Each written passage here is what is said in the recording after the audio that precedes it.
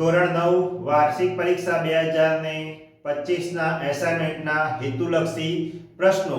જો તમે આનું કેલ્ક્યુલેશન સાથે મારા કરતા વહેલા જવાબ આપી શકતા હોય તો આપી શકો, કે જેમાં કહ્યું છે 1/√32 ઓછા વર્ગમૂળમાં 18 ની કિંમત ખાલી જગ્યા. ઓપ્શન આપ્યા છે, પરંતુ આપણે એને કેલ્ક્યુલેશન સાથે આપણે ગણતરી કરીશું, જેથી કોન્સેપ્ટ પણ તમને ક્લિયર થાય. તો જેની અંદર વર્ગમૂળમાં 32 છે અને વર્ગમૂળમાં 18 છે. તો 1/√32, તો એને આપણે આ રીતે લખી શકીએ 16 દુ 32. વર્ગમૂળમાં 18 છે ત્યાં થશે 9 દુ 18. જેમાંથી 16 નું વર્ગમૂળ નીકળશે, 9 નું પણ વર્ગમૂળ નીકળશે, એટલે નેક્સ્ટ સ્ટેપ થશે 1/4 વર્ગમૂળમાં 2 ઓછા 3 વર્ગમૂળમાં 2. 16 નું વર્ગમૂળ 12 એટલે 4 થયા, 9 નું વર્ગમૂળ 3 થયું, 4 માંથી 3 બાદ થશે એટલે આન્સર થશે 1/4 માંથી 3 જશે એટલે વર્ગમૂળમાં 2. આ આપણો આન્સર. એટલે ઓપ્શન નંબર સી જે છે એ આપણો શું થશે? રાઈટ આન્સર થશે. તો આ થઈ ગયો છે આપણો આન્સર.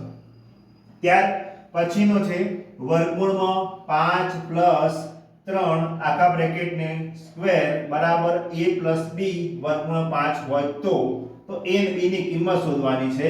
તો આની અંદર આ ફોર્મ્યુલા એટલે કે નિત્યસમ વપરાશે a plus b whole square, જ્યાં a square plus 2ab plus b square આ નિત્યસમ આપણે ભણ્યા છીએ, એનો ઉપયોગ થશે. a ના સ્થાનમાં કેટલા થઈ જશે? વર્ગમૂળ 5 અને b ના સ્થાનમાં થશે 3. તો એ કિંમતો મૂકીએ.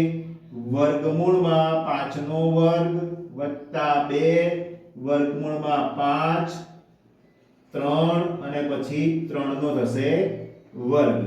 તો 5 નો વર્ગમૂળ 5 છે એનો વર્ગ થશે 5. આ બોલતા ને 25 ના થાય 5 3 દુ 6 વર્ગમૂળમાં 5 અને 3 નો વર્ગ થશે 9, જેમાં 9 અને 5 નો ટોટલ થશે 14 પ્લસ 6 વર્ગમૂળમાં 5. જે રકમ આપી છે ત્યાં છે a પ્લસ b વર્ગમૂળમાં 5. તો a ના સ્થાને 14, b ના સ્થાને 6. તો ઓપ્શન નંબર a આ થઈ ગયો આપણો રાઈટ આન્સર. તો આ હતા હેતુલક્ષી પ્રશ્નો. આવી રીતે આપણે કોન્સેપ્ટની સાથે જો સમજીએ તો હેતુલક્ષી પ્રશ્નોની અંદર સારામાં સારા ગુણ આપણે મેળવી શકતા હોઈએ છીએ.